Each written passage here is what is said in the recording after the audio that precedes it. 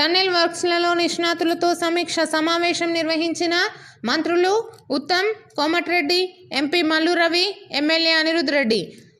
SLBC సొరంగ మార్గం నుండి శ్రీశైలం ఎడమ కాలువ నిర్మాణ పనుల్లో జరిగిన ప్రమాద సంఘటనలో చిక్కుకున్న 8 మందిని సురక్షితంగా తీసుకురావడానికి చర్యలను ప్రభుత్వం ముమ్మరం చేసింది.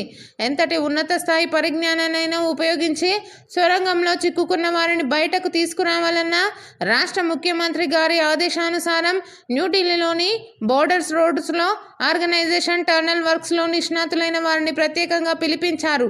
నేడు ఉదయం సంఘటనా స్థలానికి చేరుకున్న రాష్ట్ర నీటిపారుదల శాఖ మంత్రి ఉత్తమ్ కుమార్ రెడ్డి, రోడ్లు భవనాల శాఖ మంత్రి కోమటిరెడ్డి వెంకటరెడ్డి, జడ్చర్ల శాసనసభ్యులు అనిరుద్ రెడ్డి, రాష్ట్ర ప్రభుత్వ విపత్తుల నిర్వహణ శాఖ ప్రత్యేక ప్రధాన కార్యదర్శి అరవింద్ కుమార్, జిల్లా కలెక్టర్ బదావత్ సంతోష్, జిల్లా SP Vaibhav Gaikwad Raghunath, TSPD, SPDCL, CMD Musharraf Ali సహాయ చర్యలపై సమీక్ష సమావేశం నిర్వహించారు.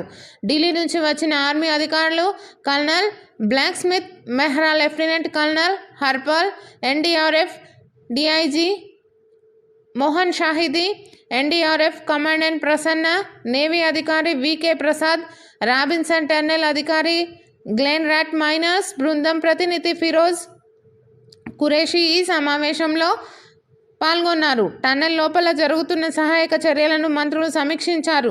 డీబీఎం వరకు చేరే మార్గాలను సహాయక బృందాలు పర్యవేక్షించారు. మంత్రులకు అధికారులు వివరించారు. సహాయక చర్యలకు ఆటంకంగా ఉన్న బురద నీటిని తొలగించేందుకు చర్యలు తీసుకుంటున్నట్లు తెలిపారు.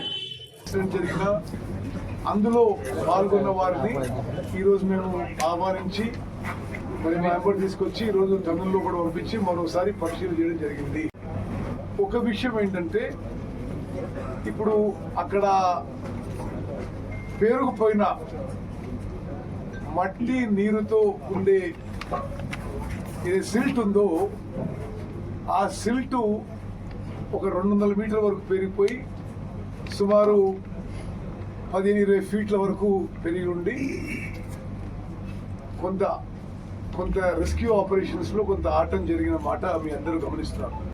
And we have decided a time frame and now we will go forward with it starting from now. Immediately after this press conference everybody will be going into action.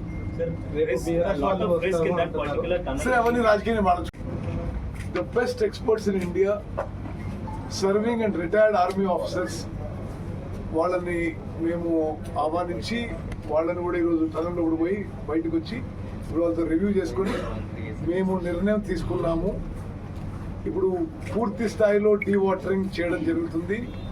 Dewatering చేసి ఆ టన్నెల్ బోరింగ్ మిషన్ ఏదైతే collapse అయిపోయిందో gas cutters ఉపయోగించి అది cut చేసి తీసేయడం జరుగుతుంది.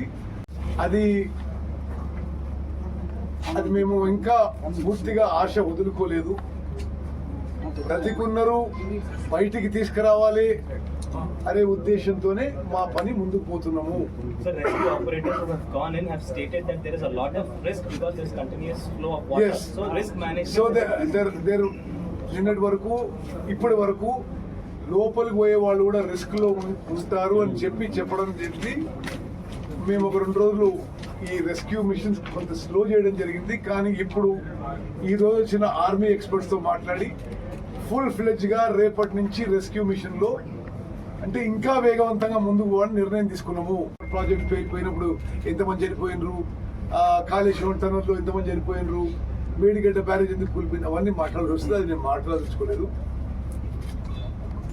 ప్రతిపక్షాలు చాలా దురదృష్టకరం ఆ విధంగా మాట్లాడడం, ఈ దిగజారిన మాటలు అనవసరం.